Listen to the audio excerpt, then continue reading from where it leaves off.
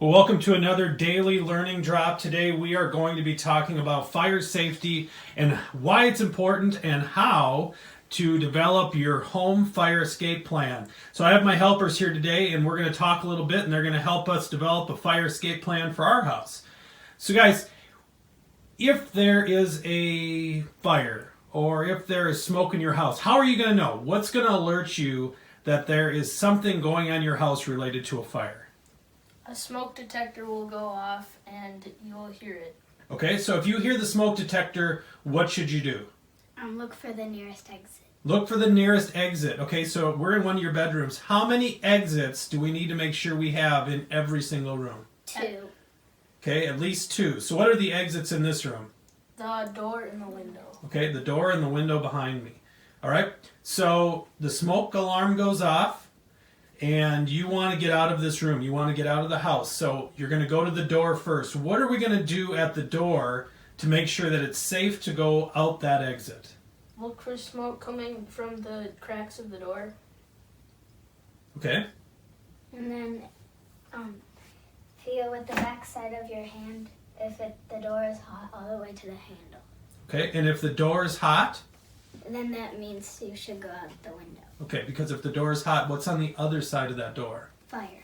Right, so if the door is hot on the other side of the door, that means that there's probably fire there and you don't want to go that way because it's not safe. So you want to go out the window in this room or a secondary exit if you have that in some other room. Okay? What if there is smoke in your room? What is the best way to move around in your room if you have some smoke in your room to find that exit and to get out of your room? To crawl on the ground. Okay, and why do we crawl on the ground? Because the smoke will be rising because it's hotter.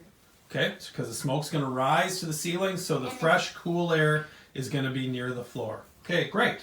All right, so let's talk about fire escape plan. What's a way that we can develop a fire escape plan? If I gave you a blank sheet of paper, what are some things that you want to do to create your fire escape plan? Draw out the house levels and find which doorways and windows there are. Okay, so draw out what your house looks like, a floor diagram, label each and every room, and in every room, do a walk around with your diagram and note where the exits are for each of those rooms. Again, we're looking for at least 2 exits per room.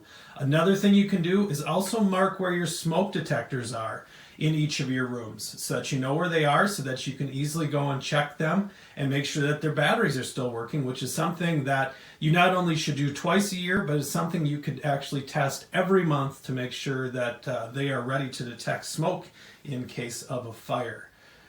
Okay, so now we've escaped our house. We went through our exit. We escaped our house. Now where do we go? You go to your family spot. Okay, so your family gathering spot. Okay, and do we have a family gathering spot? Yes. We've actually talked about 2 different family meeting spots in case of a fire. But as a family, and kids, you should work with your adults in your home to determine what is the one family meeting spot. And we have always said that we will go to our swing set, which is a safe distance away from the house, and that is the place that we will go in case there's a fire. And why do we want to all go to one safe spot once we get out of our house? So then we know that everybody's in one spot and that everybody's out of the house. So we know that everybody is safe and out of the house. Now we're all out of the house. What's the next thing we should do? Call 911. Okay, call 911. Do we go back in the house to get the phone to call 911? No. Okay, so how do we call 911? You could go to a neighbor. Go to the neighbor's house or The phone. or you can use your cell phone to call 911, but you do not want to go back into your house that's on fire to get a phone to call 911. All right? So the things that we wanted everybody to know today, how many ways out of each room? At least 2. At least 2 ways out of each room. Identify what those are and mark them on what? Paper. On paper, a fire escape plan, on your home fire escape plan, right? If the door is hot, how are we going to know? Look for smoke and then feel the door with the back of your hand. Okay, look for smoke, feel the door with the back of your hand. If the door is hot or warm, that means that there's probably fire on the other side and you're going to want to go out through the other exit of your room. Once everybody is out of the house, they should meet where? In your family gathering area. In your family gathering area. And after everyone is out of the house, can Call 911. call 911 and call 911 from a neighbor's house or with a cell phone. Do not go back into your house to get your phone to call 911.